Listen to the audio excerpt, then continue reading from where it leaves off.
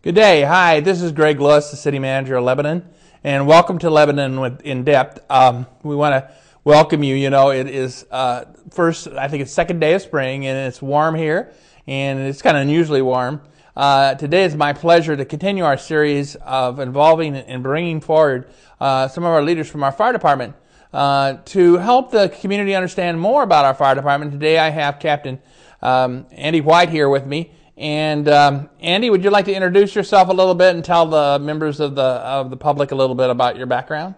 Good afternoon, Greg, and thanks for having me. So I actually grew up in the Upper Valley, graduated from high school here, so I'm relatively a native. Oh, good. After high school, I went on to college, a 2-year technical school on the coast of Maine, really looking for a career in law enforcement. And my roommate and I in college took this emergency medical technician course together. Oh, good. Uh-huh. And it was then that really I kind of got bit by the provision of emergency care, both fire and emergency medical. Went on to take my first full-time job in emergency medical services right out of college, and was thankfully recruited by some of our current folks. From a full-time ambulance service that I was working for in the northern half of the state. Came to Lebanon in 1999, and I've been here and loving it ever since. That's great. That's great. Thank you very much for your service. You know, it just fascinates me that, you know, that people have the capability of responding in the emergency responses with all the skills and the technology and the things they have today. And I can't wait to hear more now about your role and then the services that we provide. And so I think that's a good place probably to start, is about your role and the services we provide. So yeah, my role is I'm a captain, so I supervise one of the 4 shifts. I have 5 other people that work with me. And my day-to-day responsibility really is to make sure that the folks that I'm working with have the tools and the resources that they need to do their jobs. And of course I provide a little bit of guidance and technical support, I think, along the way, but overall my role is really supportive. On the other side of the desk, I kind of manage the department's emergency medical services program. And really that is, again, a coordination role, kind of making sure that all of our equipment is up to date, appropriately serviced and maintained, and of course that we have all of the equipment that we need to really meet that life-saving mission. Yeah. Now, could you describe for the public what's the capacity within our response vehicles? What kind of equipment? What's in that vehicle in terms of the possibilities of addressing all kinds of situations? There's a lot. Thank you. We fill every square inch of these ambulances specifically with equipment, and our equipment ranges from the really simple things like pillows and blankets to keep people warm and comfortable, to we carry more than 30 different medicines that treat everything from nausea to really serious cardiac emergencies. We carry adjunctive equipment for assisting with respiratory emergencies. And we just, through a grant from the Timken Foundation, replaced our cardiac monitor defibrillators with absolute state-of-the-art machines. And we're really seeing a difference in the care that we provide because of that. That's great. Maybe why don't we walk ourselves through for a citizen, maybe from point of contact where we receive an emergency call via, we have a dispatch center by the police department. They put the response over to the fire. Could you kind of walk through the response from the EMT and ambulance point of view about responding and what takes place and how we're from point the beginning to the end? That's actually it's a great point that you raise. 911 calls in New Hampshire are all received in Concord, and they're given one of 6 functional priority codes. And depending on the severity of the nature of the call, we actually respond a little bit differently. For example, somebody who twists their ankle on the sidewalk will get an ambulance for sure, but they may not get it with lights and sirens and all the bells and whistles on. Whereas if you're having a stroke or a heart attack or a serious car crash, it will bring additional resources that the fire department has. So really the first step is getting the right resources to the call. And that's why our communication center is so critical. So we'll respond to the call. Generally, you're going to get an ambulance with 2 people. That's the state minimum and adequate for the majority of our calls. And on the more serious calls, we will send additional resources, sometimes a fire truck or sometimes a second ambulance, depending on how busy we are in our call pattern, to provide those extra hands, which are so valuable when we're providing advanced life support care, which really occupies both human resources and our equipment resources. We like to think that we provide a really good level of service, and I think that plays out to be true.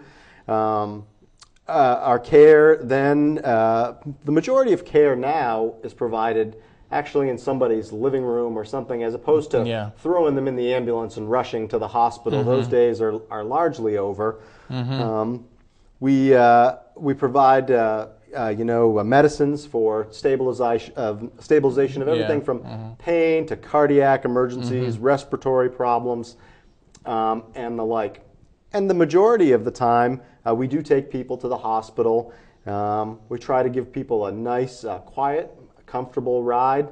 But there are folks who are sick and need a ride that's quicker, that makes a little bit more noise and is a little bit less comfortable. Yeah.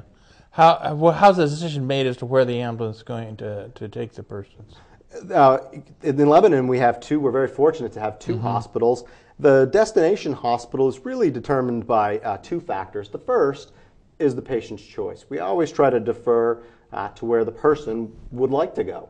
And the second factor that sometimes weighs in is the services that are available by the specific hospital. Sometimes people need the services that one can provide and the other cannot. Yeah. It seems like there's somebody that is in providing this service, one of our EMT people, but they have to be very well trained and very professional. Could you describe maybe what kind of professional training they have to receive, what kind of credentialing, how do they get to the status where they're actually able to be the responder? What kind of background and how do they get to the point of being a responder? It takes a lot of time. The majority of our staff, we have 16 of our 24 folks, are actually paramedics. So I'll kind of hone in on that because that really addresses the majority of our folks. So our paramedics attend, right now it's about 1,800 hours of both classroom and clinical experience where they go into the hospitals and perform procedures on patients under supervision of a nurse or a physician. And so about a year and a half of kind of part-time school. Some elect to go to a 2-year associate's degree program, which also at the end allows them to sit for the paramedic exam. The licensing process in New Hampshire is pretty simple. We take a national level exam, the same exam that folks in perhaps California or Minnesota or somewhere else would take. And once that exam is passed, we submit our credentials with the appropriate authorizations to the state for a license. So we actually all carry our own license to practice. That's good. That's good. I always like to see if we can give any, tips, hints at citizens when they interact with the emergency management services from us. What would be things they should keep in mind in regards to circumstances like that, where most people are pretty stressed out because it's not a usual occasion for us individually and family-wise that we have this interaction or having to have it. What would be some tips or some things you think they should have in mind and when if something like this would occur in their lives? Well, I think the first thing really is to have folks kind of be a little bit ready. To have lists of their medications easily available, maybe their medical history. And if it's complicated, it's even more important to have those things available in a hurry. I think the other thing is to, we have to kind of step back once we're in the position of being that patient and allow ourselves to receive the care that's perhaps recommended. Oftentimes folks are hesitant to go to the hospital. They don't want to trouble us, or they don't want to call at a particular hour of the day. Yeah. And we really want to stress to folks that you don't have to wonder. We're always happy to come out, take a look at you, and we'll give you our best impression of what we think is wrong and really how we think we can help you manage that. That's very good. I like the idea of the preparation aspect you mentioned. I know that some places and some people might proactively think about, in order to be prepared for anything, is as simple as, I remember we had a program where we had basically what we called the red package, which was a package in which it was a series of questions to establish medical history and their medications and their doctors, and if they have any special circumstances, their contacts, and have that in the red package to go. So if that ever happened, that was readily accessible and could be that could be a handoff from the person or their family to any emergency responders, so that at least we knew right away at least what their rendition of their history was. And that's an excellent point. In Lebanon, we have a similar red package. In fact, it's in a red magnetic envelope for the refrigerator. We call it the file of life. Yeah, that's which has forms that are easily filled out, contain all of that information. And as we walk into the home, the refrigerator seems to be a good point centrally, and we can access that. Certainly, those are available at the firehouse at any time. So those I think that's exactly what we had in New York, was a file for life. File for life.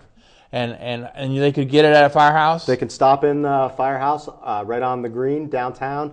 I'm happy to provide them as many as they'd like for their family members. Yeah. And sure. That's good. In our last minute or so, as we wind down, are there changes in the profession now in emergency management response? I really think the big changes are now, the system really used to be physician-based, where we really required a lot of physician interaction, and now we're really moving to a more independent practitioner. Those folks that go out in the ambulance, they receive that really detailed training that includes both the classroom and the hospital setting, and those folks tend to practice far more independent than they ever have. And the level of judgment that they're allowed and authorized to exercise certainly has increased, making the entire system that much stronger and that much better for everybody. Well, that is really great. Is there anything that I haven't touched in our last minute that you think we should make sure we inform the public about? I think, Greg, that the most important thing for folks to take into consideration about emergency medical services is that there's ever a question whether you need us or not, simply pick up the phone, call 911. We'll come out, we'll help you decide what's going on and what the appropriate course of action is. There's an old phrase a number of years ago, don't guess, call EMS. And we really want to encourage folks to not wait on that heart attack or that stroke. Because we know that we can get you the care that you need pretty quickly. That's so important. Now, in terms of our service, the Corps that we're having working, how many people are there? The fire department on the floor has 24 full-time positions. At any time, there's as many as 6 and as few as 5 working.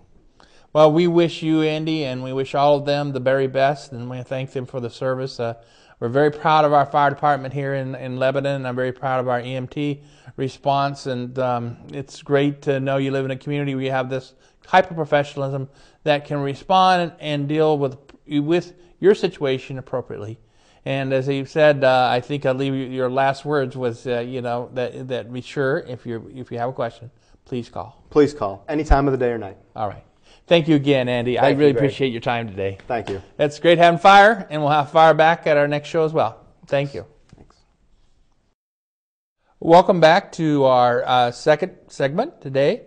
Once again, it's spring, and spring is really an important time of year. It's the reawakening of everything, and we had a really wonderful experience last night, on Tuesday night, recently this week, where we had the airport summit.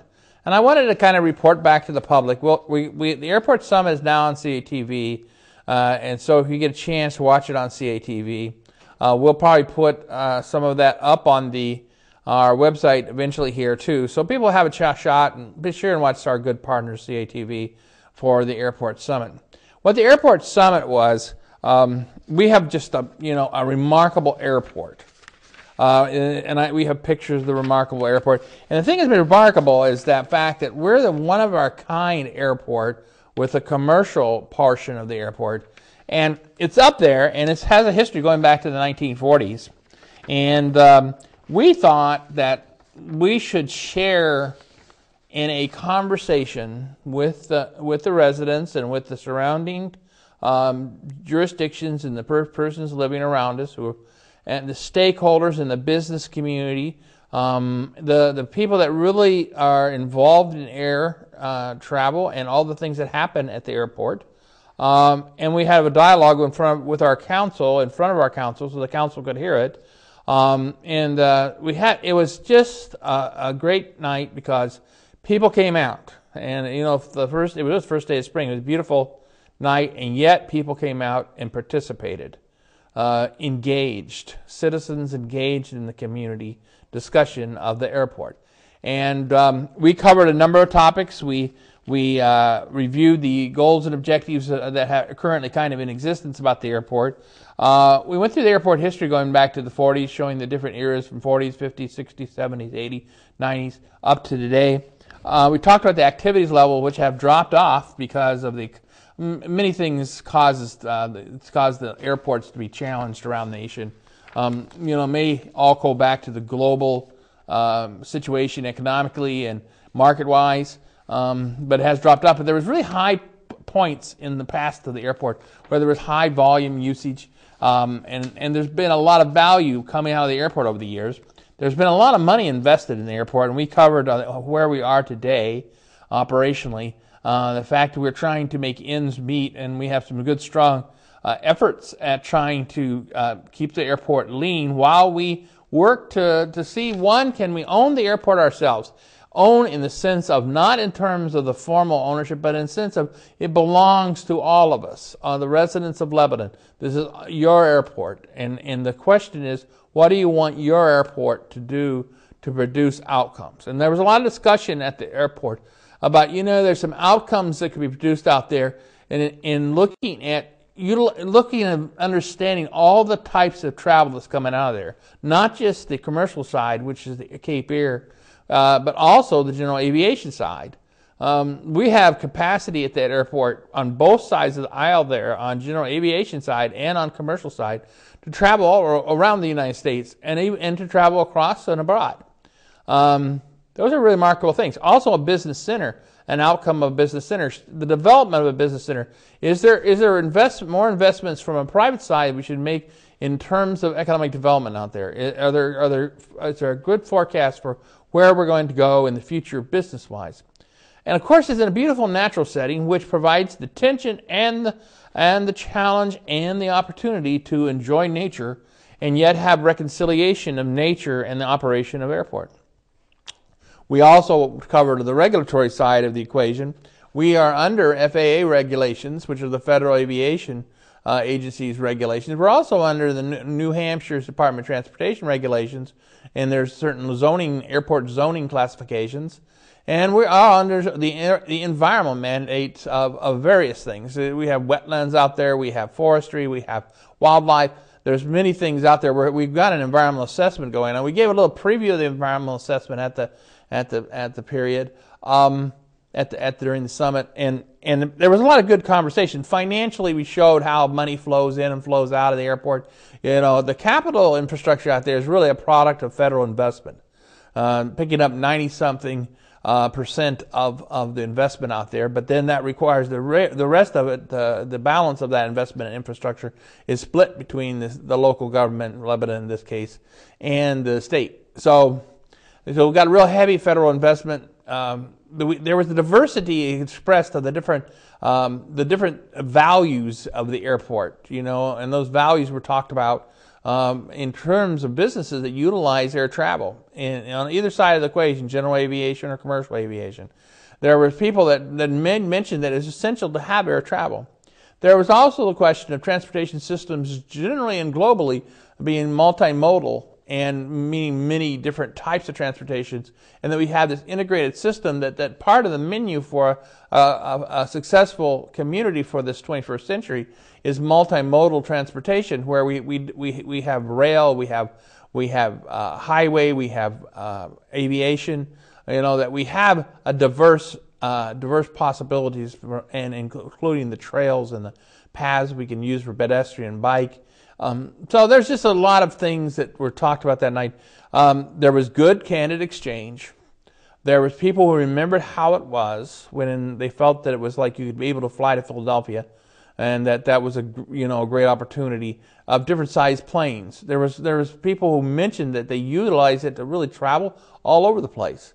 There was a lot of speaking of value. There was concerns about the impact on the environment. There was concerns about noise level.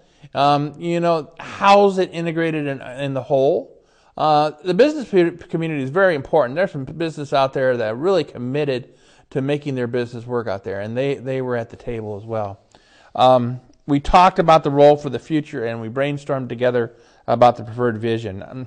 There'll be follow-up on this, and we're going to continue to pursue this as a work plan for our airport, and then we're looking at, of course, our budget, our 2013 budget. We're going to continue the engagement by the public in this subject. The other thing is we wanted to say that was a particular model of civic engagement, community engagement, citizen engagement. We're engaging and listening to citizens directly and in a friendly, welcoming, safe atmosphere. It's okay to disagree, but we have to do the manner in which we do. It has to be civil, has to be open.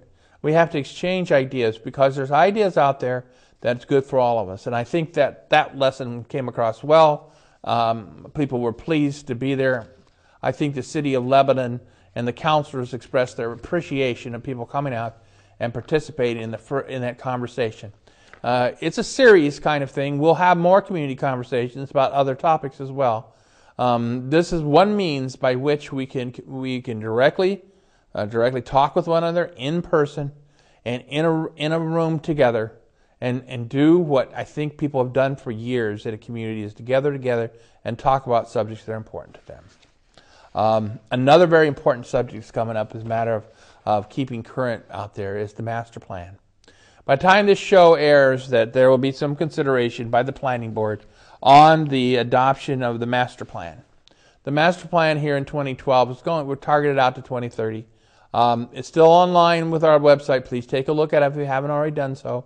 It's very comprehensive. It's become very customer friendly, very usable. It's a very good guide, a product of many citizens' efforts, all who should be applauded, and the hard work of the planning board, which is truly appreciated. The planning staff has been carrying a lot of water and doing a lot of very professional and very strenuous activities and making sure that the master plan, as it's presented for hearing, which will be this coming up here in March, next week on March 26th, that this be a successful plan. After that, it will come to the council so that we can. It is not required by law by the council to adopt it by law, but by sense of unity of a sustainable community, the council is going to take up the master plan as well, as this is very much part of the principles of the Council for a Sustainable Community to engage in excellent planning.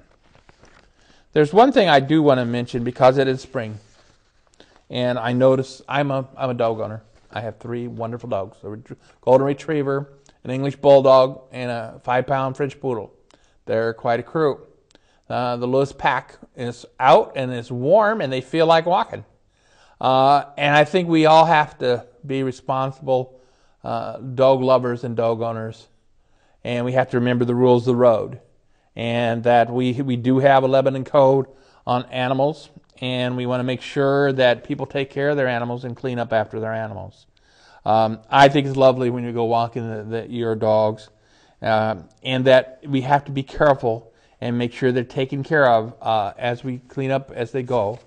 and do their business. And there's very particular areas we want to be concerned about, cemeteries in particular, because we have some really wonderful cemeteries that are dedicated to the remembrance of all our lost, and those that are beloved to people of the community, and they have to be very treated in a very respectful way. And all we have to do is use common sense and good judgment, and do it in the kind of manner that you should do it. Love your dog, but take care of your dog. So please do that, and please pay attention to the code that puts sanctions if you fail to take care of your dog when you're out there, and be very cognizant of the cemeteries. That's all I'd ask of you. Just when you enter in a cemetery, make sure that you take care of your dogs. Those are sacred places to many persons. So we want to appreciate that. Now, during the last part of this segment, I want to kind of bring you back up to the idea of what the city is about. And really what we're about is outcomes. And in the last 3 minutes, I want to take you back to what this is all about. I think our governments on all levels are going through this era, and you see a lot of jockeying around for people with different perspectives. But I am recommending, based on study and based on experience and based on dialogue and conversation, that we look at this from about government as not what the processes are, but what the ends are. Because government, to serve you as residents, has to be only devoted to achieving ends you wish the government to achieve. Only need to produce results that you want to produce. Only produce the outcomes that you wish. And when government is going every which way direction and not focused on the end result, the outcome, or the product that you wish as citizens, we have my arrow design. And it's going every which way. The arrows are not aligned. And when the arrows are not aligned, things are happening.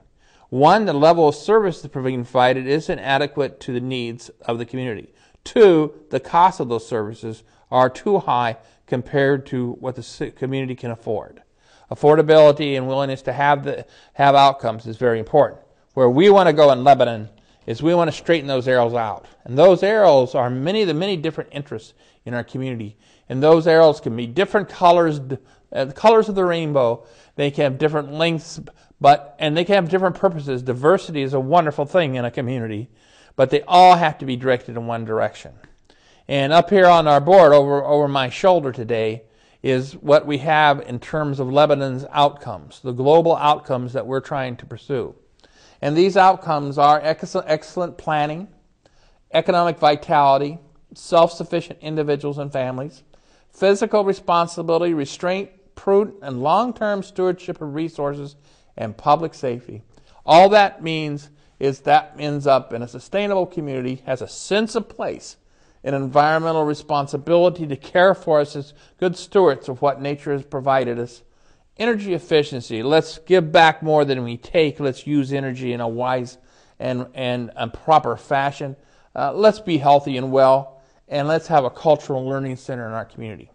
Now, right now, all our departments are working hard on trying to fine-tune their outcomes. We are going to take those fine-tuned outcomes. We're going to consolidate them and bring a taste of those fine-tuned outcomes. We're not the whole deal yet, because we need what to be mature as a community and an organization of a city. You have to take your time incrementally to have conversations, to move along the path in the right direction, getting those arrows aligned. But make sure we have good dialogue, and we'll see it next at a general work sessions that by the City Council, which will be held on April 24th and April 26th. These are public sessions. You can come and listen to the sessions. Feel glad to do it. It'll be in City Hall. These are my number one priority is outcomes. I'd like to say that we are trying to surround ourselves. We're learning together. We're going to end up at the end of the day where every citizen will know, and based on their perspective, their position, these are outcomes I want the City of Lebanon to produce. And then the next standard and value is affordability, that those outcomes must be affordable to you and the residents. Thank you for the this day's opportunity to visit. Enjoy the early spring. It'll probably turn cold a little bit on us, but it is much warmer than I'd ever expected. And you have a good enjoyment of this nice weather. And it's Greg Lewis, and wishing you well on behalf of the City of Lebanon. Thank you.